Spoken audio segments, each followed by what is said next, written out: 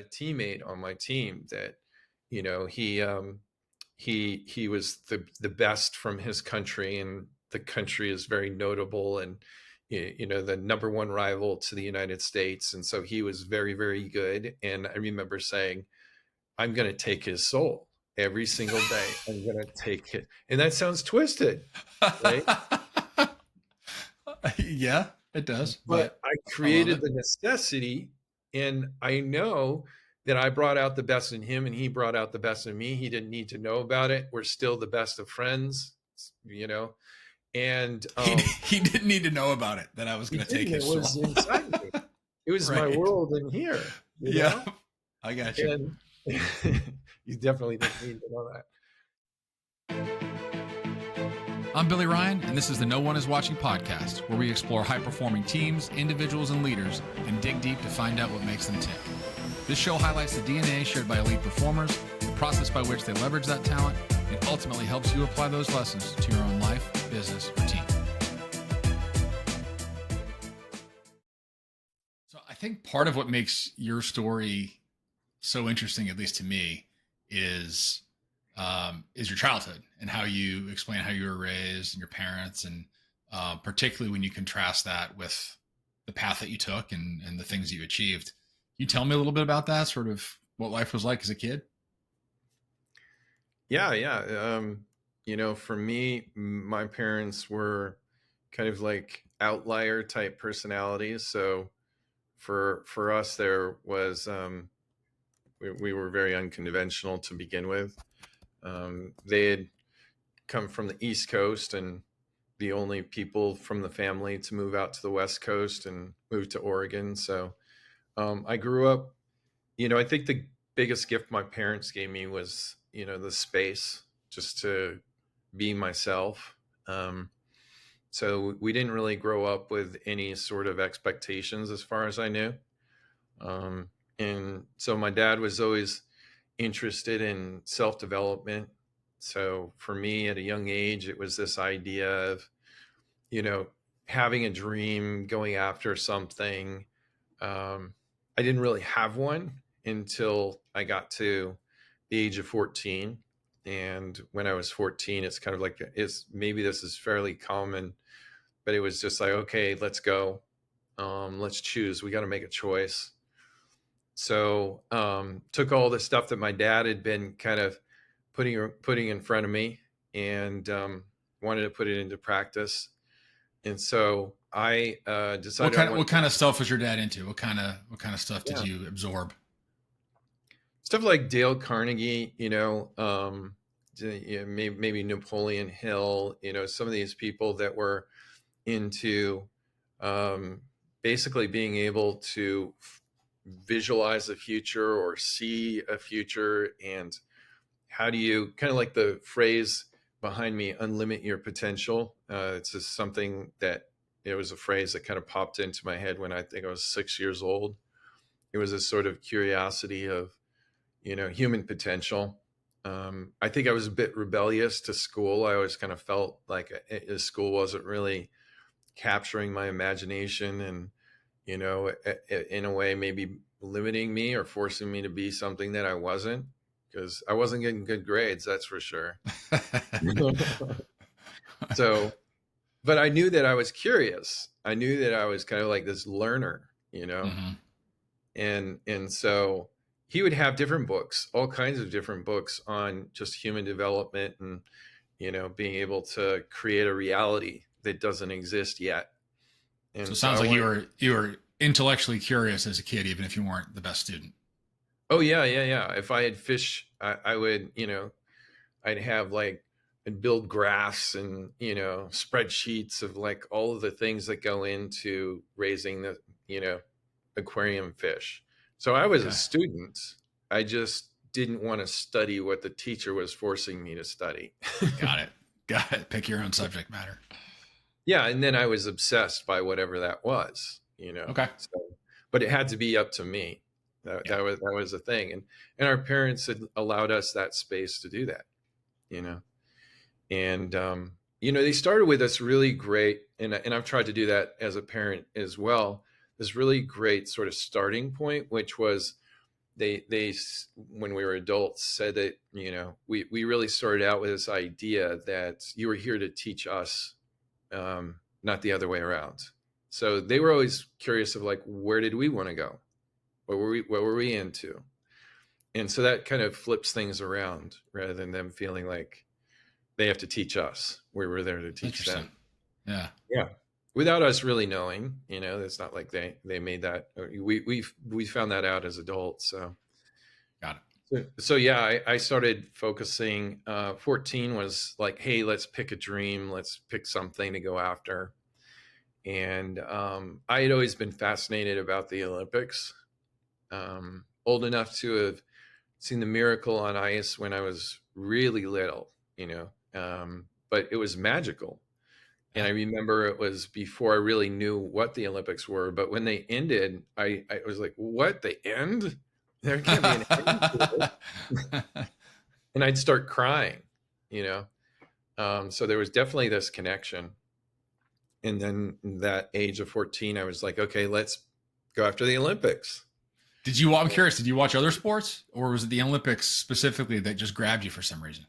Yeah, I think it was, I later went to the Olympics as a spectator. And if anyone has a chance to go to the Olympics, I really, really encourage it, because the Olympics, interesting enough, is more of a celebration of humanity than it is about sports. It just happens to be about sports, but Mm-hmm. it's really all these different countries come together and just enjoy being together as Yeah. one. And I think that's part of it, was there's this feeling to it. It's Yeah. the ultimate experience of community for the whole planet. Mm-hmm. So yeah, I mean, I Okay. wanted to be a part of it. Yeah. Um, Cool. so yeah, I started with that idea, and the Olympics came around, and so I started studying the Olympics to make a choice on, okay, I want to go to the Olympics. How are we going to do this? And And this is again like this is like you want to go to the Olympics. It's not like I want to go be a swimmer or throw the javelin. Is I just want to go to the Olympics, and I don't know how I'm going to do that. yeah, exactly. Yeah, like that's the Yeah, that's the fascinating part for me. Is it's like it's weird. like I just want to. Yeah, it's great. Yeah, yeah. So yeah, because people will ask me, after I chose my sport, I ended up choosing swimming. And so now that I am, my career's in the rearview mirror, they're like, oh, well, you must be a fish out of water. And I'm like, yeah, no, not really. I mean, I just chose swimming. Uh-huh. That was the Uh-huh. vehicle. Yeah, that's wild, man. Yeah. And it is kind of like the ultimate experiment, because it's not like anyone ever spotted me in water and said, wow, look at this kid. He moves through water. Kind of like, someone throwing a Yeah. ball. This kid is really good at this. Yeah, Yes. not some talent No. scout that just happened to stumble upon you somewhere. Yeah. There was So okay, so no you one. say I'm going to the Olympics, Yeah. and then and then what happens? So I started studying it. Like I said, I was a good student, outside of school. And so I started studying it, and kind of, probably, I was really into spreadsheets. So all the different sports. And I came from a small town, and so I had to choose a sport I could actually have access to. And timing, my parents also taught me, instilled some sense of like timing to everything, connection to everything. And Okay. this girl, she won a gold medal. And I've never really heard anyone ask this question since, but they asked it to her. And they said, if someone wants to go do what you just did, what would you recommend? And so perfect timing. And that was my answer. Whatever she said, I'm going to go do that. And she said, well, I came through a YMCA program. So, back then it was the Yellow Pages. So go look up the Y, and went down to the Y and walked up to the head coach and said, I want to go to the Olympics. And I'm a freshman in high school. So that's kind of, odd. Mm-hmm. Yeah, Yeah. clear on such a big goal. Um, and he smiled, and then he said, okay, well, do you know how to swim? And I said, no. And he started laughing. And so that was the beginning of the journey. He was great, though. He was a good guy. And he put me with the little kids, little 10-year-olds. So second Uh-huh. graders. And So could you swim at all? Like Were No, you like sink like a stone if you jumped in the pool? yeah, my first race was down and back, and I only made it down, and Okay. I I drank half the pool on the way down. Okay. That's it. That's where I started. I was more Okay. of a rock in the Wow. water than I was Okay. a swimmer. But I was curious, and Hmm. the reason why I always kind of want to fit that into the story, is that I was failing all the time, but I didn't see it as failure because I didn't have a history. So Right. what seemed like this huge disadvantage became a massive advantage because for me it was all about learning. Hmm. And so, it was this fascination of like, how do I do this? And so I relate to people like Kobe Bryant. You know, he really came from the student aspect of, can I go do that? And it was this curiosity, and then it Hmm. was a process of like going and actually meeting with the greats to take notes and find out what worked for them, and cross reference everything, and that was how I was.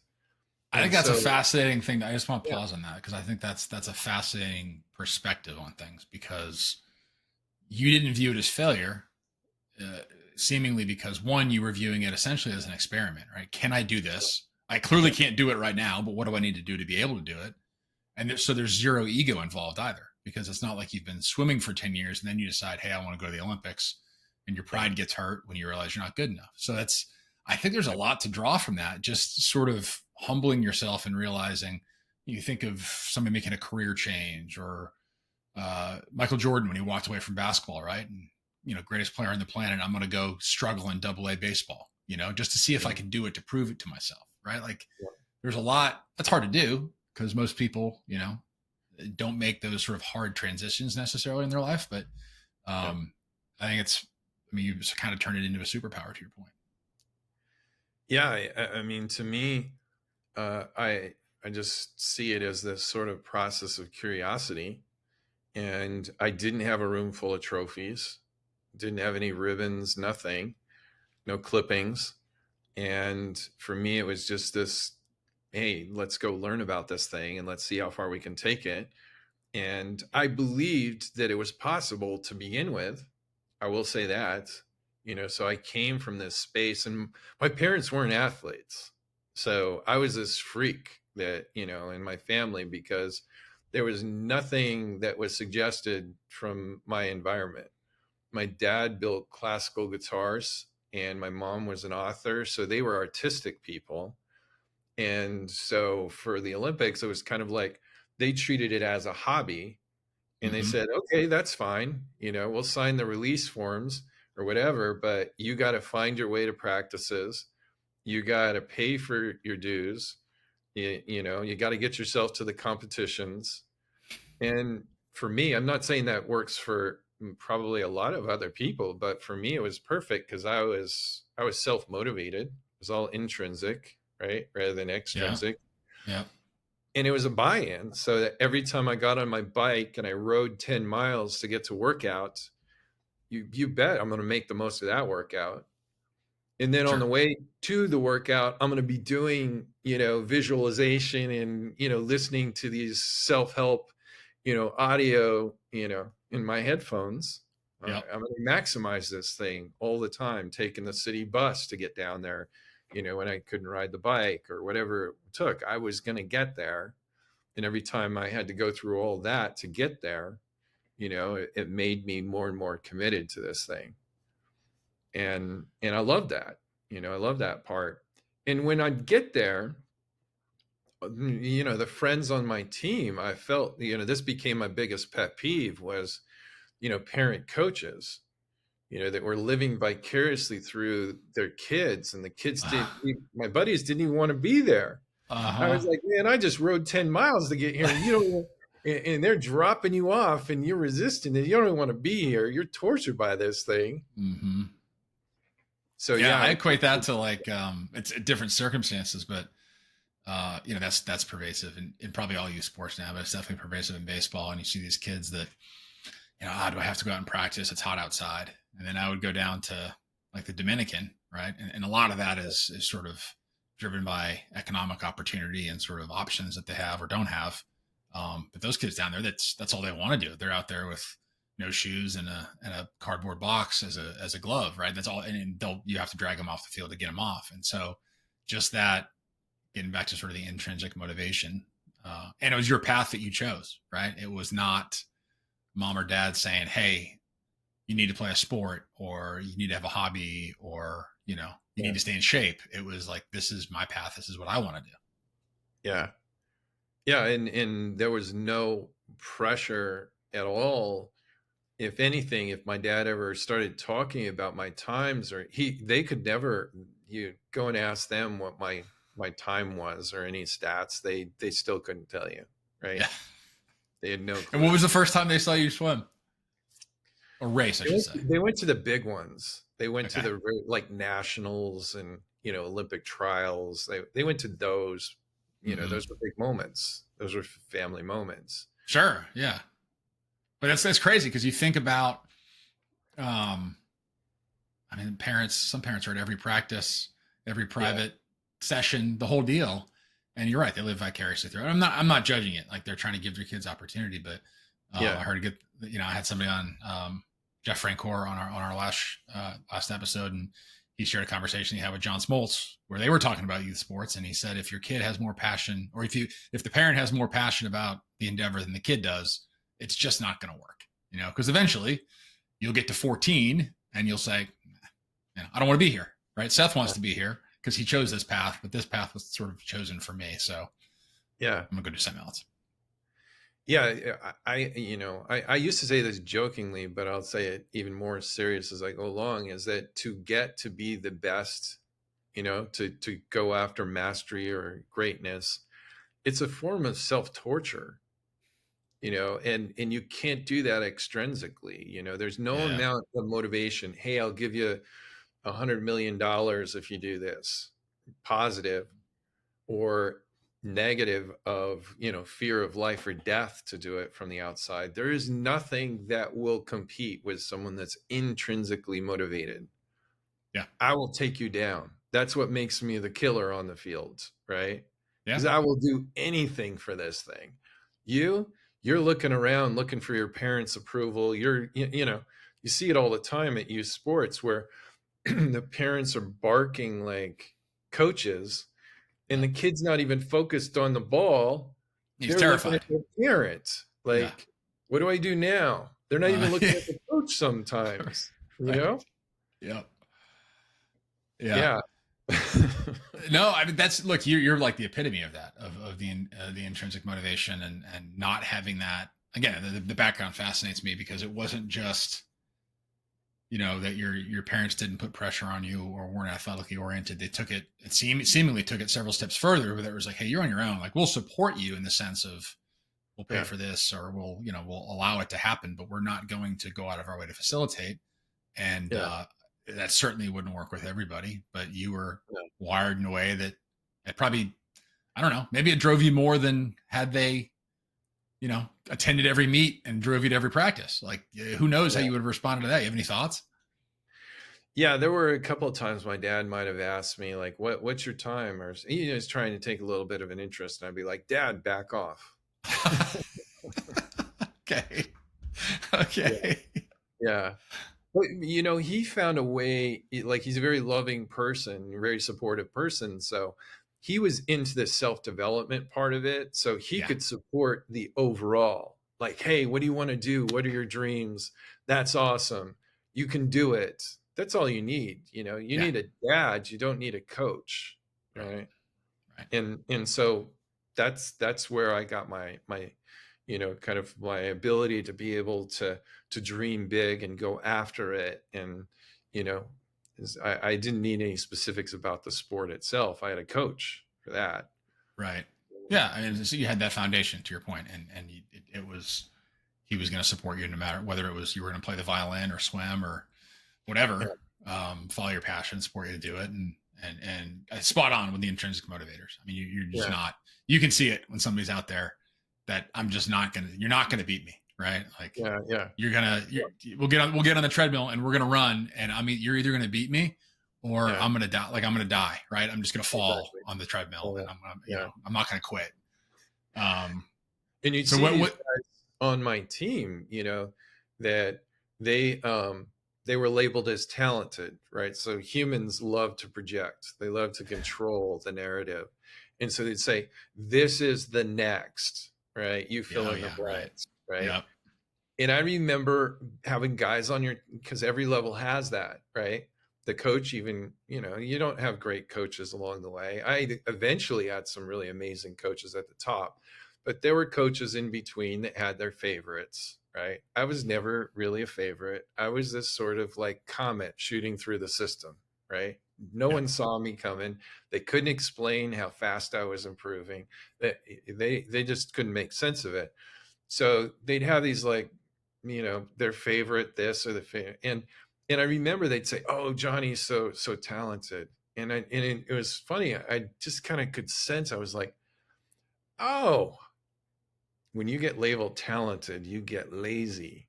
Right? Uh-huh. Keep telling Yeah. Johnny he's talented. Keep Uh-huh. feeding him, whatever that is, because Yep. he's getting all of his, you know, confidence from the outside world, which makes him weak. Hmm. I'm going to take that guy down. I'm going to have him for lunch someday. It's going to Yeah. take some time because I'm still Yeah. learning this thing. But Yep. eventually I just knew that, that was a weakness because I didn't want to get my reinforcement from the outside world. Yeah. So at what point you start at 14, you start with kids that are 5 or 6 years younger than you, and you literally like learn how to swim. Um, when does it start like progressing for you? When do you start feeling like you get a sense of confidence or a feeling that I actually might have some talent in this area? Well, for me, I don't know if I was looking even for the results. I would just say for me, the process was right from the get go. My dad, again, the self development stuff, he had this book on memory. And so in this book, and he'd kind of come to me and, point things out about things like, hey, you might read these few pages if you're interested. Never forcing me to, just saying, hey, this is on sports. And they had this, what ended up being a very well known study from Australia, and it was basketball. They were three groups of, over, I think it was a course of a few months. Um, they were shooting free throws, and they had one group that was all they did was physical training. And then they had another group that was a control group that didn't do anything.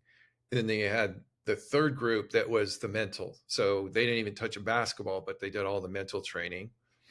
And when the results came back, the physical group had improved 24%. Control group didn't improve at all. And then the mental group didn't touch a ball at all. It improved 23%. So again, timing. A lot of this is just timing. Hmm. Like Kobe says, you set your course, and for him, I want to be the best that's ever played this game. He never said I am the best. He said I want to be the best, right? For Hmm. me, I want to get to the Olympics. Once you set the course, the GPS coordinates, like Kobe says, everything in between becomes your library, because everything is referring to you information because you're focused on this one thing, and it's helping you to learn.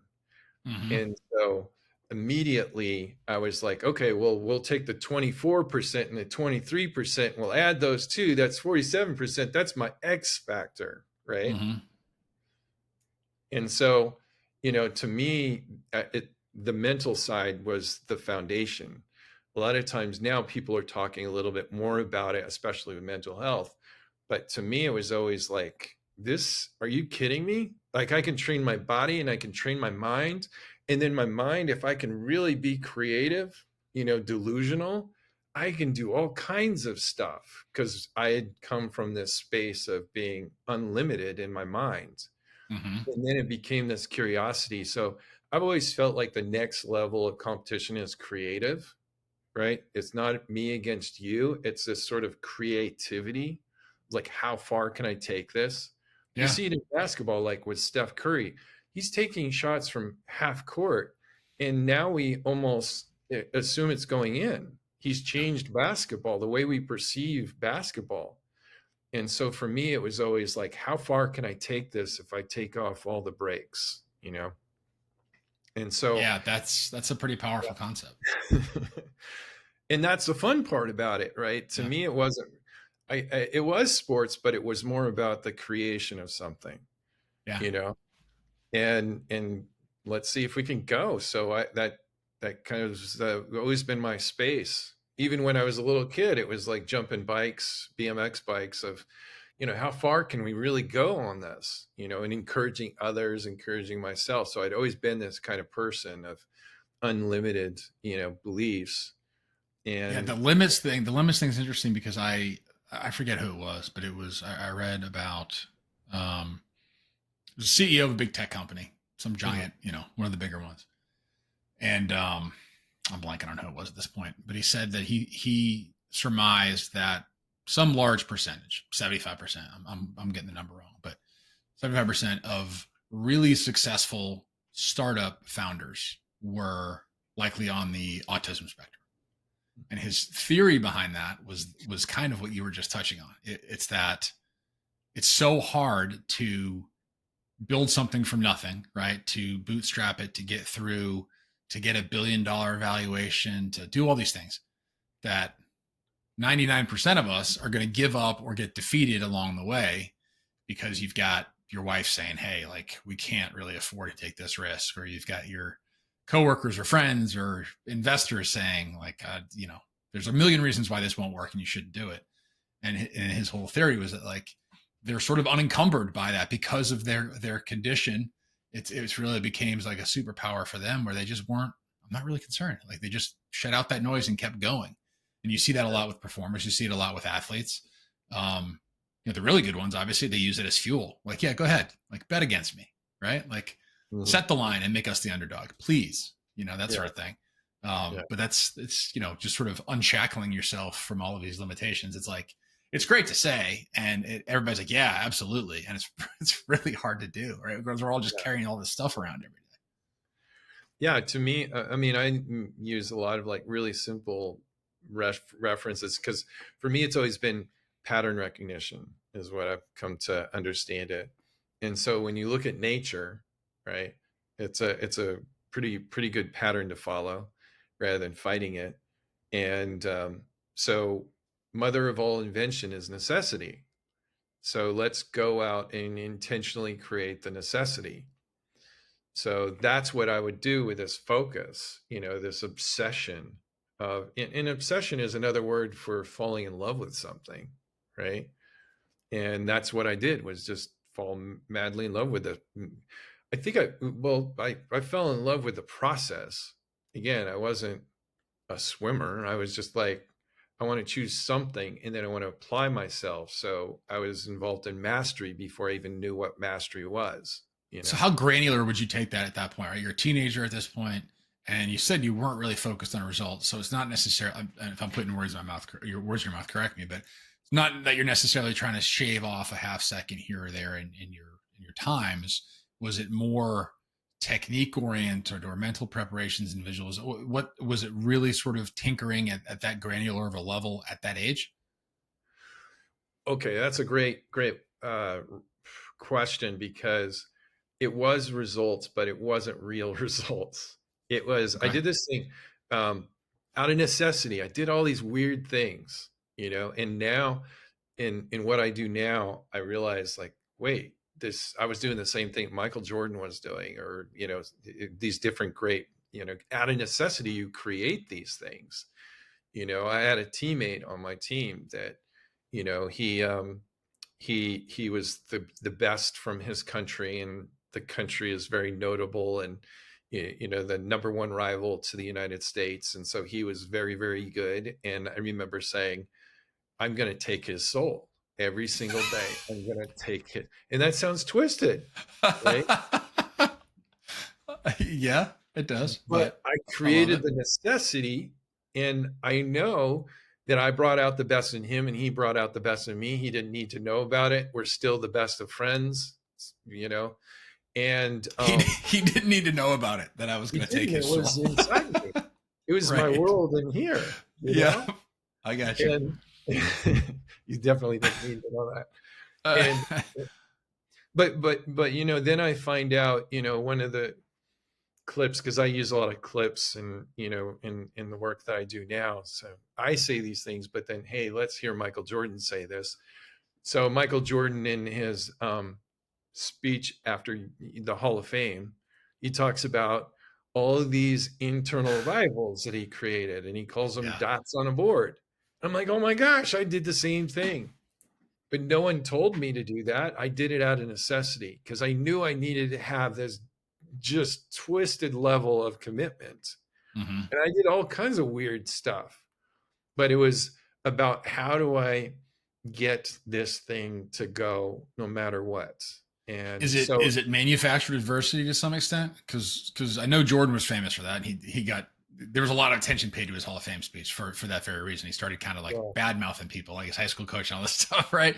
Because he wasn't, no one was saying anything bad about him as a player. Everybody yeah. bet on him. Everybody assumed he was going to win. He was the odds-on favorite to win MVP. Blah blah blah. So was it that kind of thing where you're creating adversity and sort of these naysayers in order to fuel you, or was it different for you? Different versions of that, I mean, he did dots on the board, but he never told these people, in that speech, he had them in the audience and they were all finding out for the first time, Yeah, yeah.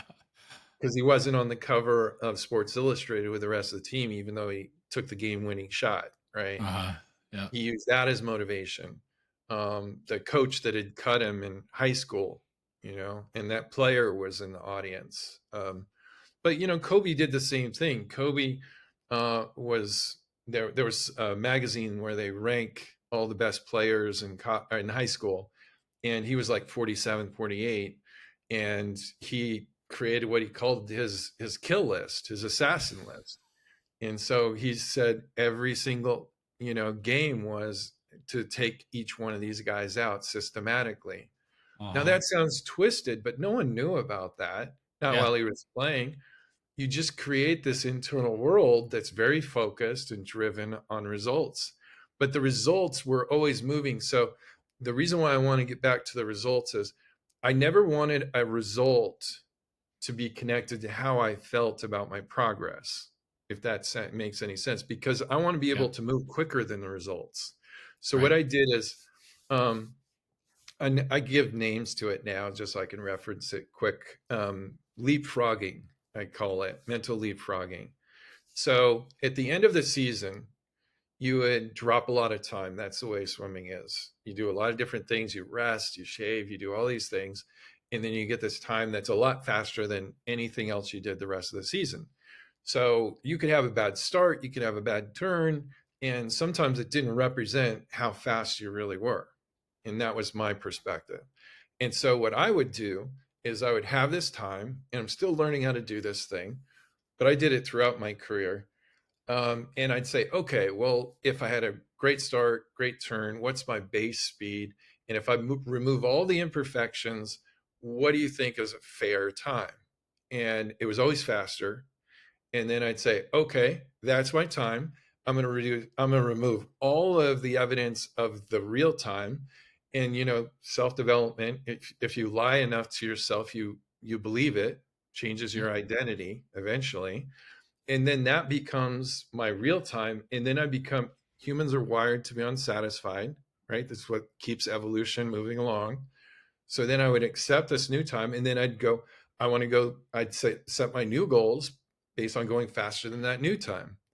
And I had teammates that would say, Seth, you can't keep dropping 2 seconds every single season. That's unheard of. I'd say, why not? I'm the one that decides that. Yeah. So, yes, the results were part of it, but were they real results? A lot of them were made up results to just leverage me forward into this reality that was, going at light speed. So, Yeah. You think about the guys that were, you know, the guy that was in Kobe's year in high school that was ranked number one, right? He didn't yeah, have that. He didn't have to worry about leapfrogging people to get all the prestige and the attention, right? So Yeah. there are people that, like, I'm thinking about your teammates saying you can't do that. If you set a goal that it's a time, right, or if it's a gold medal or whatever it might be, a promotion, and you get it, then what? Right? Then you're like, I guess I'm done. I guess I Yeah. retire now. Like, so, and you see people that do that all the time. They win, and then there's like this almost mourning period after they celebrate it, and then that fades away, and then like there's this death, this mourning of like, well, I don't have anything else to do now. I've reached the mountaintop. Like, oh man, it's kind Yeah. of a sad thing to think about in those terms. Yeah. I mean, I try to do that with people now, and I'll say, okay, you know, let's say it's baseball, you win the World Series. Now let's just say hypothetically, I'll go get you the trophy. I'll go get you the money that you might get from endorsements and contract, and then we'll go hire a PR firm, and we'll get you the exposure. You get all the followers online, and within a very short period of time, you're going to be not just unsatisfied. You might be depressed, or you might be angry. Why? Because I stole the journey. The journey is the Right. thing that's feeding you. Yeah. It's not the actual thing, because if you win once, you want to win twice, you know? And if you win 10 times, you want to win 11 times. It is not fulfilling. What you go through is the thing that feeds your heart and soul. Yeah, In I think that's the key to being, just being invested in something that's larger than yourself. You don't, that never gets taken away from you. Independent of results. To your point, you're never pick your, the most accomplished athlete on the planet at whatever period of time you want to use as the example. I promise that person, when they were all done and they never did their event or their sport again, they weren't like, okay, I'm satisfied. Right? Like they always were striving for that one more. And some of them have the awareness where they're like, yeah, I want to win, but I also don't take the same passion or joy out of the journey anymore. And I know that I need to do that in order to get back there. Right. And that's gets back to your point about the journey being like, that's where the good stuff happens. Like that's when no Yeah, one is paying attention. That's when you're actually getting better. And then they just kind of, yeah, oh, all of a sudden Seth's a good swimmer. Like, how did this happen? yeah, yeah. I always pose that question with people: as what if right now, when you're going through the minor leagues, this is the happiest you'll ever be in your career? Like right now, okay? That's a possibility. Mm-hmm. And so that's where I try to get people interested in, let's create a lifestyle versus an accomplishment. Yeah. You know, there's I work with all different sports now, and so PGA players, and there's a story on PGA of David Duval, who his life goal was to be number one in the world and to win the British Open, and he won the British Open, and subsequently he was number one in the world, and so he achieved everything. And like people close to me in that sport said he was out of the sport within 3.5 years, because a lot of things, you're empty if that's all it Yeah. was, and you achieve it. And then it also can become a weight around your neck, because everything's in comparison to that thing. Right. Well, and if it's anchored to a specific achievement, your self-worth, your identity gets wrapped up in that. Now I'm a British Open champion and number one player in the world, so I have to behave differently, right? There's more expectations on me. I can't finish fifth in this next tournament. I have to win it, and like, so that's, and especially in a sport like golf, and where it's so mental, I mean, Yeah. that's the thing. I've never been a golf. I live in a place where golf is huge, so I pay a little bit more attention to it now, but um, I can just really appreciate just sitting there watching them get ready to hit a shot. I'm like, man, the things that would be going through my head right now, right, in this situation, and how do you control those demons? No different than throwing a pitch in the bottom of the ninth of the game in the line. It's like you've got to find that flow state where it's just okay. Here we go. Yep. Yep. Yeah. Yeah. To me, that's what it's all about, is like you brought up, the flow state, you know when I experienced the flow state for the first time, so I'll jump ahead in the trajectory of the career. I um, eventually won the state championship. I went to the University of Arizona, and second year, I'm going against the Olympic gold medalist. I'm beating him the whole race until the final stroke. So within 6 years of being this kind of curious, crazy kid, I had gone to the top. And eventually I became a two-time national champion with the fastest split ever recorded. So, you know, it That's within six years of learning how to swim. yeah, yeah, it was my second year in college was, So you know, when do you? I think you told me this before. You started calling coaches and letting them know like this is what I can do yeah, because they yeah. probably never heard of you, right? No one. Yeah, yeah. So everything to me has always been this creation process from those books that my dad had me reading. And so is always this, think it, speak it, do it, right? Your thoughts become your words, become your actions. And so when I tell these, stories of the past, I always try to say, okay, I walked up to the head coach and I spoke what was in my mind, which was super clear. So I spoke my truth. And if he wouldn't have been okay with that and rejected me, I just would have talked to someone else until it Yeah. connected, Yeah. right? And so that's what I try to work with people on, is get clear on your thoughts, and then your words will follow and your actions follow. So yeah, I won the state championship, and then I was like, okay, spreadsheet again, where do I want to go? And so my events, I looked at top 20 schools and put together a whole game plan. And it was, I'm going to put a press packet together, and it's going to have a cover sheet, and I'm going to tell my story, my mission statement. Hey, I've only been swimming for 4 years, and I look at what I've done in this short period of time, and really respect your program, and just think what we could do together, and then I'd have some, anything and everything, some clippings and stuff in this packet, and I'd send it out. What was the feedback to that? How many people, like percentage wise, were like interested in? Because I'm thinking about it from my former life. You find some kid that's like, you know, the best at what he does, and he hasn't been doing it that long. That's super intriguing, and you want to pursue that. But I'm guessing some people were kind of like, you're not on the circuit quite yet, sort of deal. What was the response? Well, surprisingly, it was really good. Okay. I got all, back then we could only have 5 recruiting trips max. And so I got Yeah. all 5, and, I got a good response. Okay. So yeah, I did. I'm not saying that there were some that, the programs that were probably more like looking for kids that were on the radar, Hmm. but I was looking for a coach that reminded me of my father, honestly, Okay. because I would go to these different recruiting trips, and I was really like, oh, they try to wine and dine you, and you go party and all this sort of stuff. I didn't care about that stuff. I didn't really care about the facilities too much. They were all good enough, but I really was about my connection to, who was going to be kind of like my father figure in a way. Right. That's the way I looked at the coach. Yeah. And I tell you, it's so weird, but it was just pure instinct of, I don't care about the coach, like his qualifications. All I care is he going to mess with my ideas? Because my dad didn't mess with my ideas, and I want a coach that won't mess with my ideas, because I knew the power was in the idea. Yeah, you'd already And proven it to that's so yourself, right? crazy, but that's my Yeah. perspective.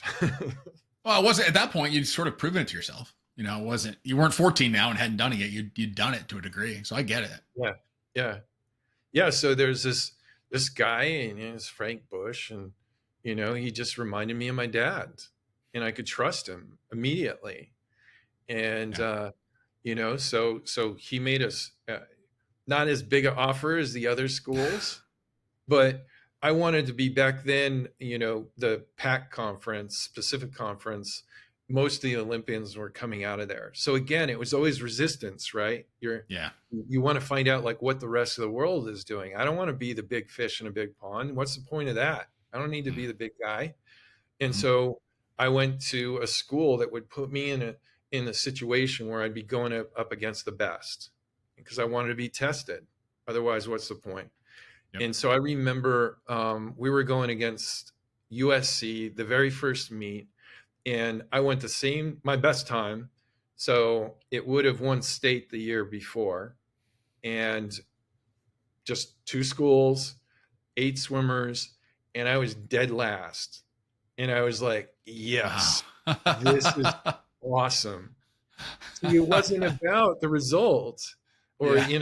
the standings Yeah. or any of that stuff. It was like, I just want to know what everybody else is doing because I know, well, first of all, I want to be challenged. And if I can't live up to this, then what's the point?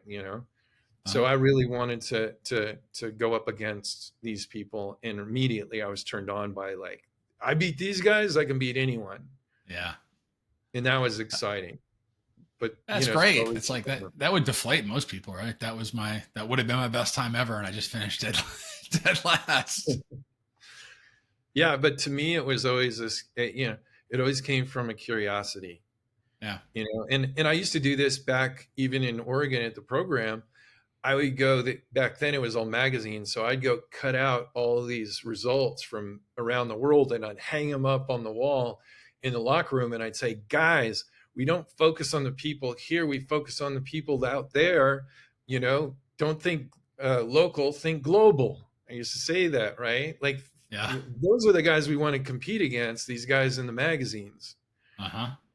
No one got it. But then, Were you a little bit of a how were you received by your teammates? Were you kind of an outsider? Did they welcome you with open arms? Because you're clearly so invested in this unique mindset and the power of it and committed Mhm. to it and not going to bend from that.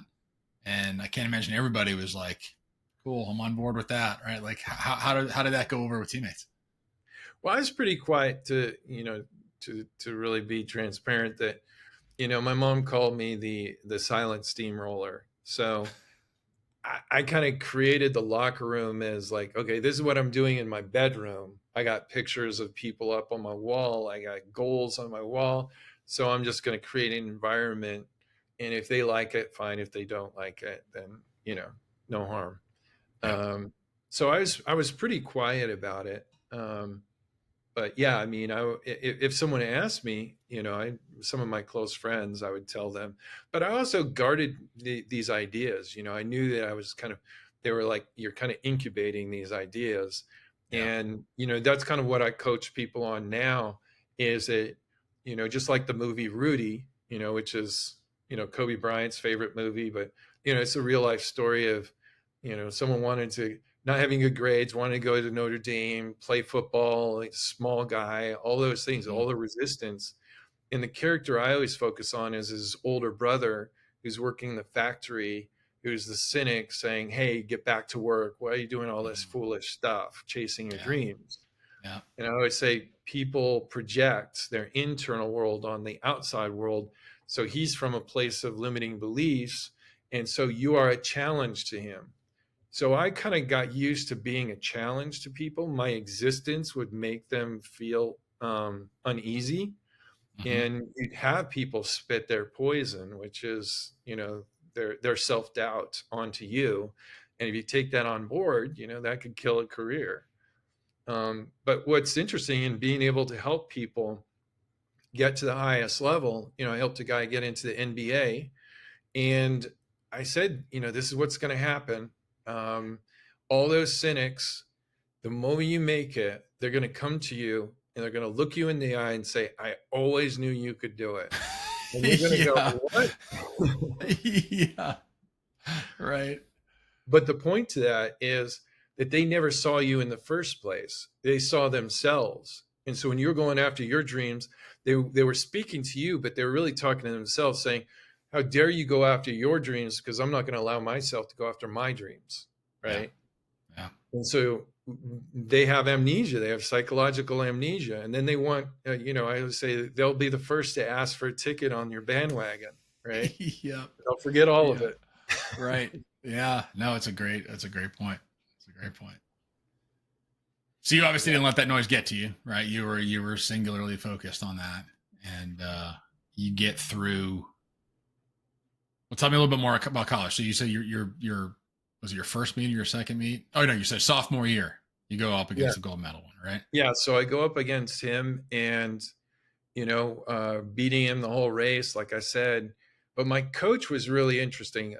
I had another coach. So one was the head coach, was Frank, and then uh, Rick, Rick DeMont Rocket was my specialty coach. So I was a sprinter, and Rick was a world record holder, and so he was a guy that had actually been to battle, a fellow warrior, and so he spoke these simple truths, and that's what I do now is that I've been to battle, I've been to the top of the mountain. And so I speak from this experience, being able to get you ready for a very simple approach because you need things to be super simple in battle. Mm-hmm. And so when I got second, and I'm feeling like this is awesome, this is great. And he was really supportive and nice, but he'd say these little things that at the time I didn't understand. And he'd say, you know, why are you apologizing for your greatness? I mean, like, what is he talking about? I'm just did you see that race that guy was on TV? He won the gold medal. He could see something else. And so the second year I did, my junior year, I did it again. Same guy, same scenario. And he'd say, why are you asking for permission? I was like, what the hell is he talking about? And so my final year, senior year, I'm, standing behind the blocks and something happened to me. It was like, I look at it now and it was just like, your back's against the wall and you just become primal. And my aunt had never seen me compete, and she's from New York City, and she'd never been to a swim meet. And she said, just the way you stood there, I knew you'd already won the race before it even started. And what was going on in the inside was, are you allowed? Is it okay to cuss? Yeah, have at I can do that. Okay. it. So the unedited version was I stood there and I just this peace came over me and I said, fuck this race, fuck these people, I'm fucking taking this. And I still get the chills every time I tell the Yeah, story. yeah, Totally I over. bet.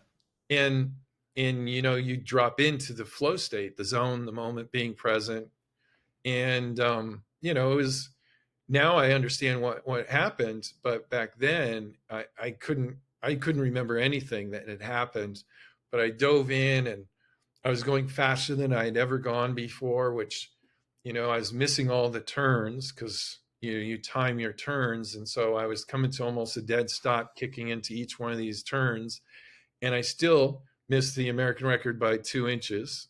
Wow. I you know, and I won by over a body length the national championship. Um, the Olympic coach came over to me and said, "That's the fastest I'd ever seen a human being, move through the water." All these things, and it was, now I just call it the fuck it switch, which is,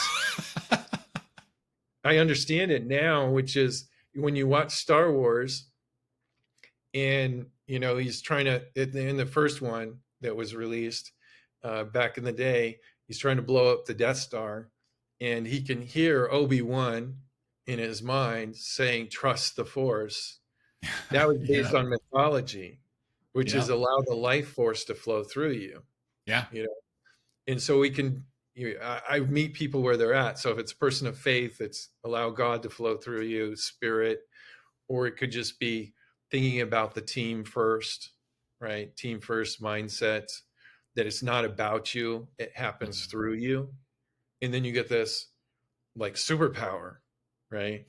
And so with that experience, all of a sudden it just rocked my world. And so that's what I try to get across to people is this next level. It was like being in a race car and racing and doing really really well, but not even knowing that there was this like turbo gear, Right. this Just hidden. push this button, see what happens. Yeah, because when it's a strange like sort of paradox of opposites where you train and train and train and you get all the way to this sort of launching pad, and then to really take off You have to let go. But your ego doesn't want to do that. Your ego is like, wait, no, this is about us. You know, these Yeah. are moments. Yeah. And so, being able to speak from experience has helped to say, no, this is what it's about. You got to let it go. And, Yeah. and that's been exciting to help people to reach that level. So I imagine, I mean, I know you work with a lot of athletes, and that my bias showing, but I feel like it's probably a little bit easier and maybe a little bit more linear for athletes to understand that concept, even if they haven't maybe experienced it themselves yet. They've competed against people who they're like, this guy just had a look in his eye, and I had no shot, right? Whatever it was. Have you found that folks in other walks of life, is there a difference between how that's received? Do people, sort of perceive it a little bit differently if they don't have an athletic background, or they're, just in the business world? Does that land with them? It does. With like if you looked at the research on flow state, he studied everyone. Mm-hmm. Um, Chick sent Chick sent me high. I Yep. think I might have got his name right I think you there. got it right. Yeah. Um, and what he did is he did real time pagers back in the day, and he was able to find that factory workers would get into flow state, mothers would get into flow state when they're reading to their children, children get in, children are naturally in the flow state, Yeah. right? We're Yeah. constantly in the flow state until we're 8. And so the everyone's experienced the flow state. So yeah, you can talk to business people, creatives. I work with people that are fashion designers or film directors, or everyone has that extra gear, the fuck it switch, if you will. Mm-hmm. um, and it's just a matter of kind of trusting it and getting into the I always like to say it's like surfing a wave. So the big wave surfers, they get into the flow state, and it's a matter of like self-preservation. It's a matter of survival, because if they Yeah. crash, they could die, Right. right? Right. So the interesting part about the flow state is that it happens when you're really uncomfortable at first. So the wave has to be big enough to create this oh shit sort of feeling, like oh shit, this Yeah. is a big wave. And then when you drop in and you're able to let go, right? You find yourself doing things both in your body, but also you have an awareness outside your body in time changes, and you do the right thing at the right time. You might have never done this before, but it just feels right. And so in order to get into that is very uncomfortable, but then once you're in it, it feels like, well, as they say, Joseph Campbell, who was he helped George Lucas with Star Wars, with to Luke Skywalker, you know the Force. He Mm-hmm. he he also is the one that coined follow your bliss. But the part of the quote that I found out later that was left out of the popular culture is he meant to say, follow your blisters to find the bliss, right? So, of Okay. course, we edited out the part that's uncomfortable and just like, hey, Yeah. just go follow your bliss, Yeah. go Just be bliss happy. out. Yeah. Yeah. No, it's a great point. I think that about getting into the flow state, it's the waves are a great analogy, because it has to be, whatever it is that you're confronted with has to be almost beyond what you've ever done before, because otherwise you're just going to revert back to your training, right? I've competed against people who have done this before. I've encountered that before. I've played in games where the weather's been like this. It's more, um, I guess, tactical or technical at that point. It's when it exceeds that, it just, you kind of like overload your system, that primal instinct kicks in, and it is survival. And Yeah. that's when you can see it. Like, it is so cool to see in real time. You're like, did you see that switch go off? And you're like, oh, let's everybody watch, just stand back and see what happens here. But And the it's beautiful part about it is, when I was younger, a mentor said to me, "You're going to be a preacher someday," and I remember thinking, well, we went to church, but it wasn't like a main focus, and I wasn't studying the Bible, so I really didn't see this being something that would, you know, I couldn't see that happening right away. But yeah, what I realized is that with what I do now, it's a form of that, right? sure, It was preaching performance, if you will. because it's beautiful how your optimal performance is protected from the ego. That in order for you to be the best at what you do, your best self, is that it's not about you. Hmm. You got to let go of that, Right. right? There's got to be something bigger than you. And that's what I think is beautiful about this whole thing is, helping people to let go, right? And allow something to take over and to be both the participant but also the observer at the same time. Yeah, that the faith thing resonates with me because whether you're a person of faith or not, um, the idea of just believing in something larger than yourself and knowing that, like you said earlier, it flows through you. It's not about you.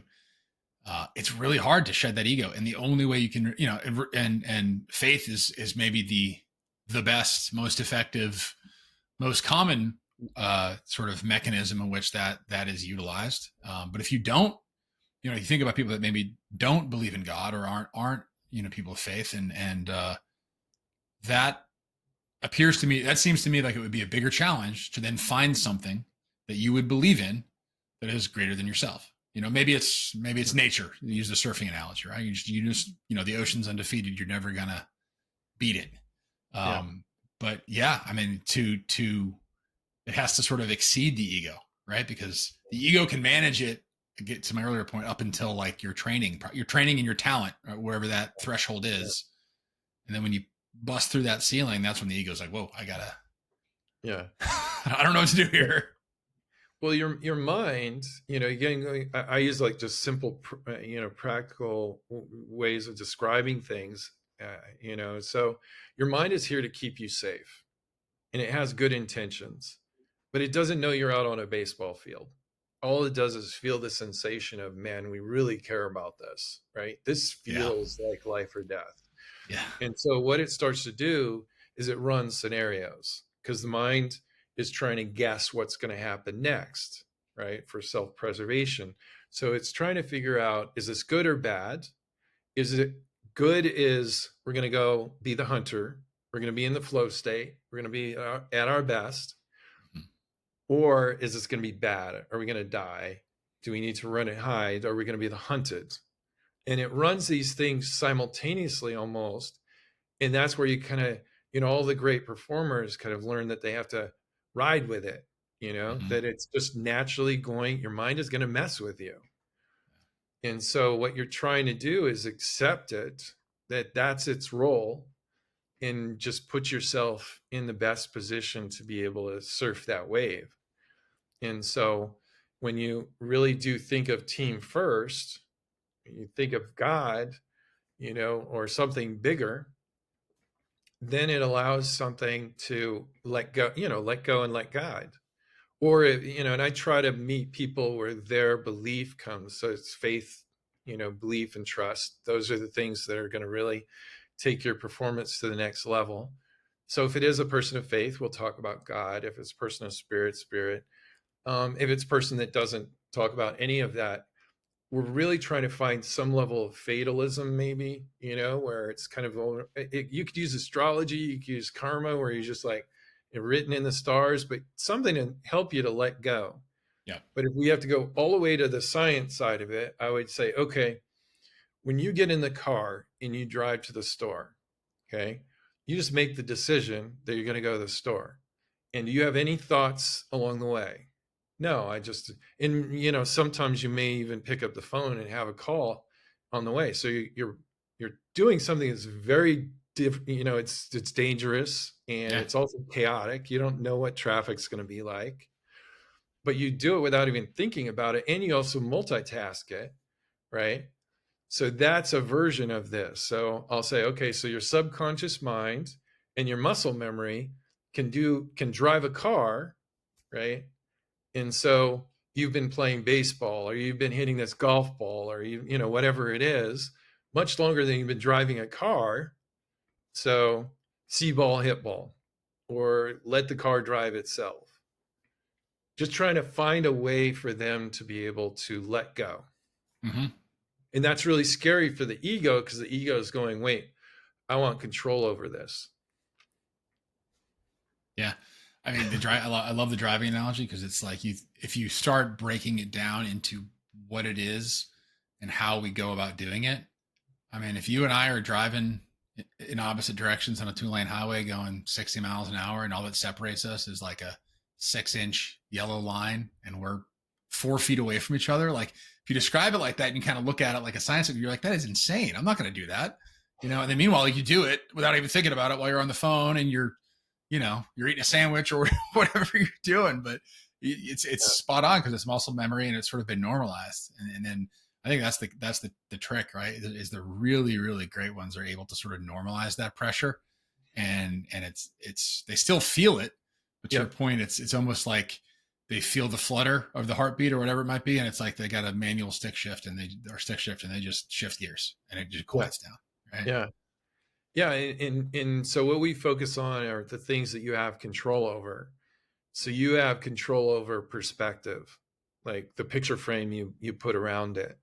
And so Michael Jordan never said pressure feels good, but he always said these really like activating waves of pressure where he'd put a picture or positive picture frame around it saying, man, I do well under pressure. The more pressure, the better, you know?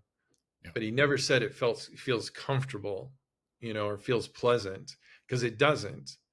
So what we have to do is we have to change our relationship to pressure. That's this discomfort. Mhm. In a good simple way of seeing an example of this is, you let's say you're training and you go to this building and it has heavy objects in it, and you go in there and you lift them and it makes your body ache. It makes your muscles ache, right? Now, that doesn't, I describe it that way, it has no purpose. It sounds like torture. But we've grown used to the purpose of being able to frame this thing and go, no, when you go do that and you keep doing it, you're actually training the muscle, you're breaking it down, you'll come back stronger. And that's just weightlifting, right? So I try to take that perspective and say, why can't we look at pressure the same way? Because it's Mhm. not going to feel comfortable. Lifting weights never, I hope it never feels comfortable. Then you're not really doing it right. Well, it's the same thing. That's where growth comes from, right? And from the athlete's perspective, if there's no pressure on you, you're probably in fourth place. Like you're probably not winning. And like because there is everybody that's ever won anything or finished second. There's Yeah. there's pressure on that, and that's not just sports; it's anything, right? And so, yeah, I mean, it's you embrace the pressure, you seek it out sometimes, right? The manufactured adversity, whatever it may be, but it's they view it, to your point, they view the pressure differently. They don't view it as this obstacle; they view it almost as a fuel. Yeah. And you look forward to it because all the pressure is showing you is that you care about it. Right. Right, right. And so if you didn't care about it, there wouldn't be any pressure. And the better you get at handling pressure, the things that you care about, could be asking someone out on a date, it could be taking a test, giving a speech, or going out into the World Series, bottom of the ninth, everything's on your shoulders, you know, it's all pressure. So Hmm. what's your relationship to pressure? And the more clear you get on it, the more you lean into it and you understand it and you want more of it, the more life hands you bigger opportunities. Yeah, yeah. I think that I don't know what the percentage is, but there's a lot of people that are confronted with that for the first time. Use public speaking as a great example, right? It's the number one fear in the world, or nobody wants to speak in front of people.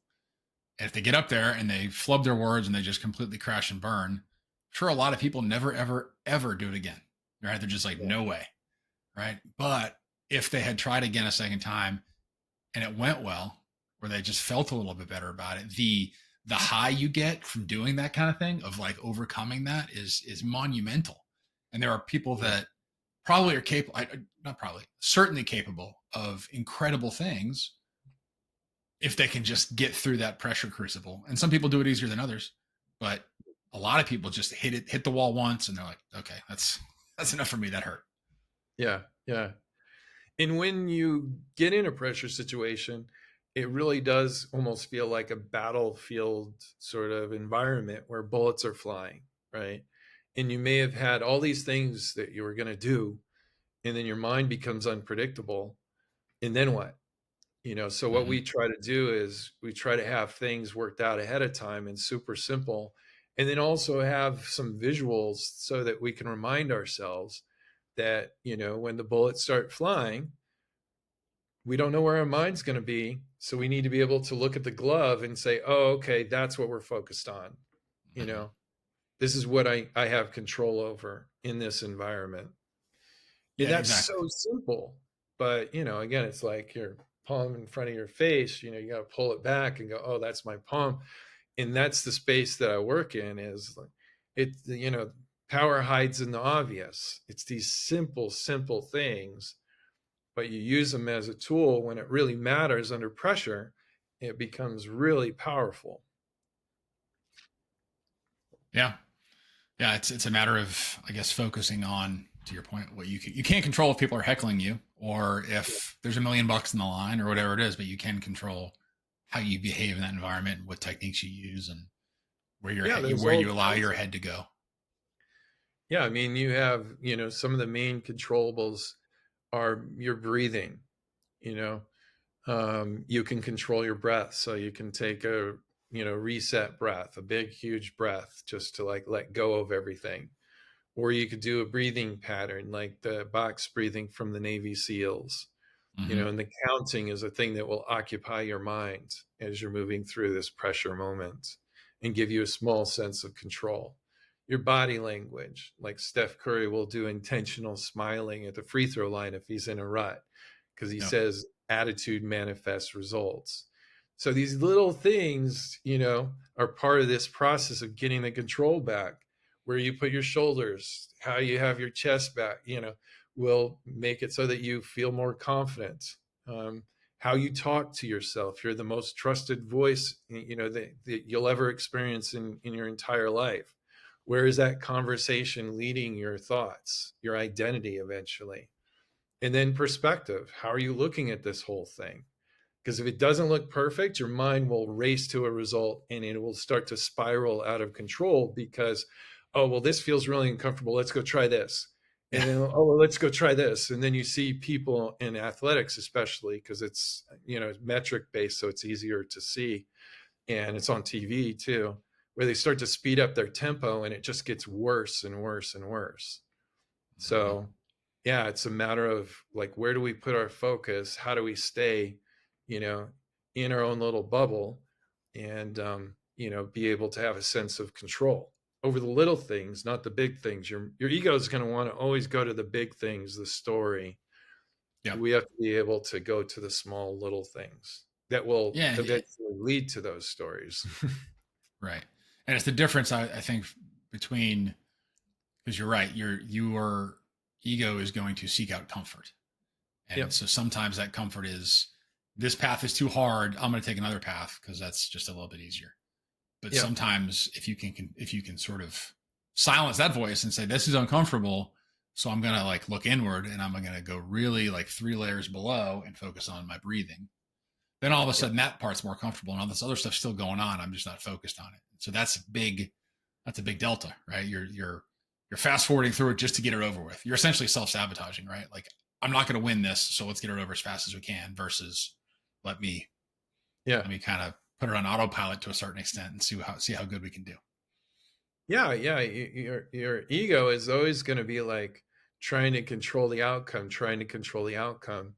And so like in baseball, a good example would be, working with major league pitchers and asking them because I'm always interested in, patterns. And I ask very simple questions. So I'm always coming from this beginner's mindset. And so I'll say, okay, when you're in the bullpen and you can't hit the broadside of the barn, you can't find the strike zone. What are those games like? They say, oh, those are the special games. Yeah. What? Interesting. So when you don't have control and then you just go out and do, that's when something special happens. And I like to bring that and hold that right in front of us and say, okay, why do you think that happens? Because I have examples of that on the PGA Tour. They have a saying, beware of the sick or injured player, because they'll play out of their mind because they're more focused in the disturbance of Right. being sick or injured. Right. Um, And I have all these different people working with Formula One drivers, or that have stories of winning Monaco when they were sick as a dog. They were miserable, didn't even want to be there, but they just went out and drove, and they drove out of their minds, and they won the biggest race there is. And so it's interesting to work with people of the highest level, and you think it's going to be focused on being the best, perfection, all that sort of stuff. And it's imperfections. It's the opposite. It's when Right. things are so ugly and messy that they just let go. And that's the fuck it switch, because the day before, because we had multiple days at nationals, the day before was my worst day of competition ever. It was so bad with the self you know sabotage. It was crazy that day because I was so focused on getting it right, and then it just blew up in my face.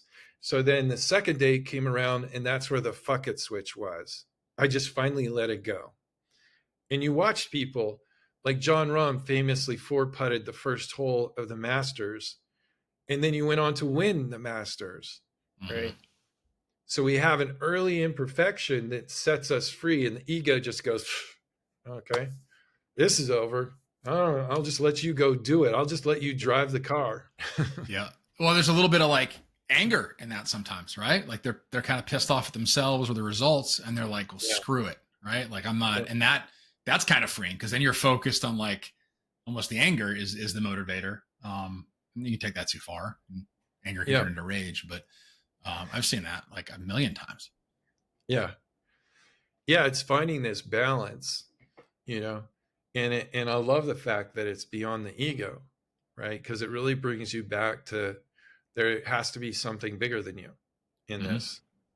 And Yeah. that's the beautiful part about it, all of this.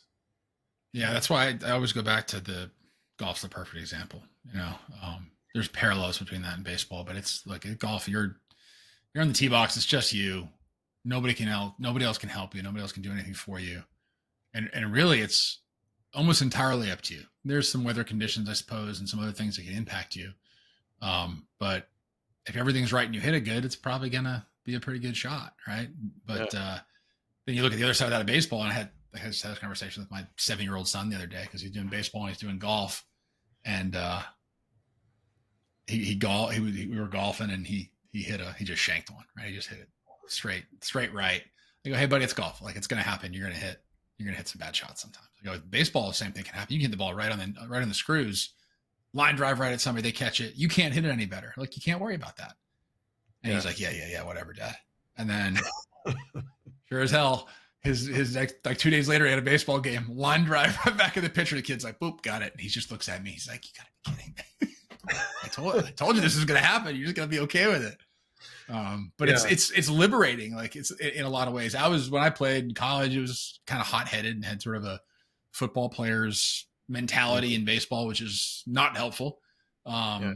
So I would make a mistake or somebody would make a great play against the ball that I hit or whatever, and I'd be all upset and angry about it. And I've matured and realized like it's kind of the beauty of it, like the beauty of the universe and the beauty of the sport is like this. It's not randomness, but it's just the things that you can't control. You do your Yeah. best, you control your controllables, and then let go and let God, right? And just kind of embrace that. Yeah, and to that point, I mean, when I was done with my sport, I started having panic attacks, like debilitating panic attacks. And so I embraced it. Everything is, there's nothing broken. You just got to learn about it, right? Another project. And so panic attack is trying to control the outcome. And Yeah. so the blessing of going into that is the lesson on the other side of it is that the only control you have is by letting go of control. And so whether you're talking about panic attack or yips or whatever it might be, you know, so much of everything we do is letting go, right? Of acceptance. So in golf, the beautiful part about golf is you can hit the perfect shot in the air or on the perfectly manicured green. There's still disturbances.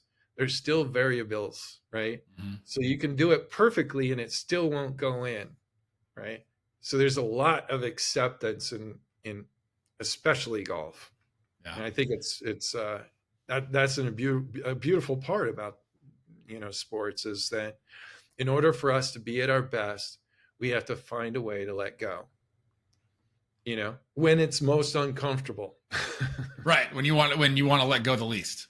When Exactly. you It's want to hold the down the tightest, that's when you need to let go. Yeah. It's when you're sitting exactly. there talking about the yips and all. I haven't thought about this movie in years, but I think it's Major League Two, and the catcher's got the yips. He can't throw the ball back to the pitcher, and they find out that he starts reading like I don't know if it's Playboy or if it's like the lingerie magazine or something, and he starts reciting like the descriptions of the bra and underwear, and he's saying it, and all of a sudden, right, he just starts throwing the ball back to the pitcher perfect, and it's like Yep. it's goofy and it's funny, but it's like there's real like power to that, right? All of a sudden he's distracted and it's boom, we're okay again. We're back to what we do. Yep. Just letting the car drive. Yeah, You don't right. have to think about driving the car, right? Yeah, exactly. And it's amazing, the mind, and of all the different personality types. So I asked my coach, he, in charge of all of Michael Phelps' 5 Olympics. So he'd been around the best of the best. And I asked him, what's the personality type that's the most successful? And he said, there's not one kind, but they're all extremes. So extreme introvert, extreme extrovert.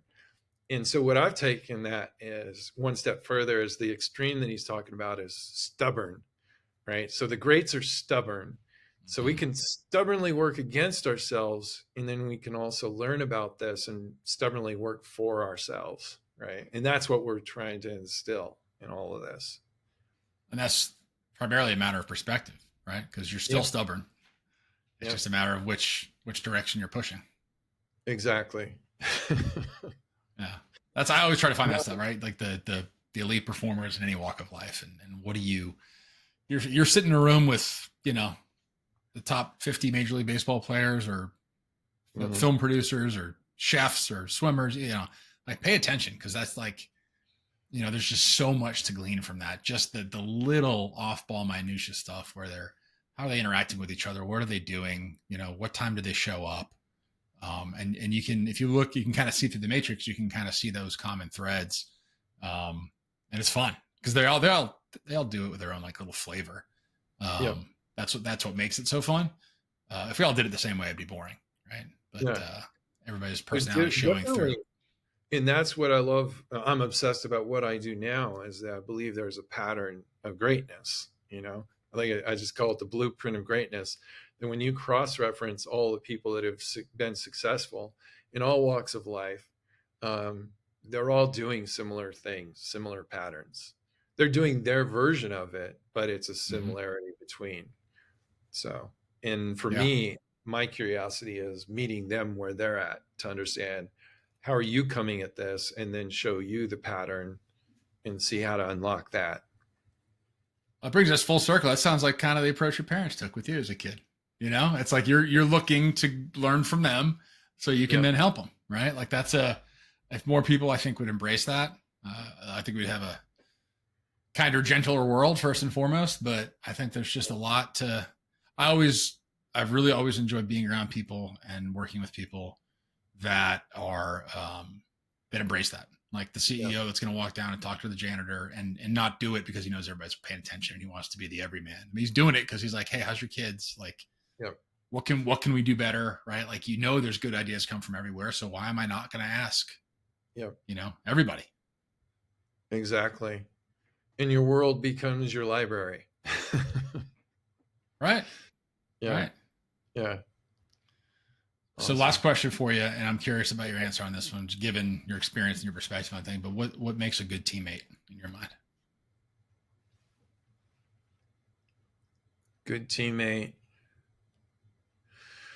Good teammate to me is team first, willing to put their everything on the line, right? Um, good at listening, you know, their version of listening. I think that's a good teammate. I mean, to me, I always think of battle. So Mm-hmm. who is, at the end of the day, who's willing to take a bullet, Yeah. and that's Who the do you want in your person I foxhole? trust. Yeah, because I'll do it. I'll do it. Right. You're on my team. I'll take the bullet, Yep. and that's the kind of person I want next to me in the foxhole. Yeah, I'm with you on that one. Seth, has been awesome, man. Tell everybody where they can find you. Is it Your website? Yeah, the easiest way is sethpepper.com website.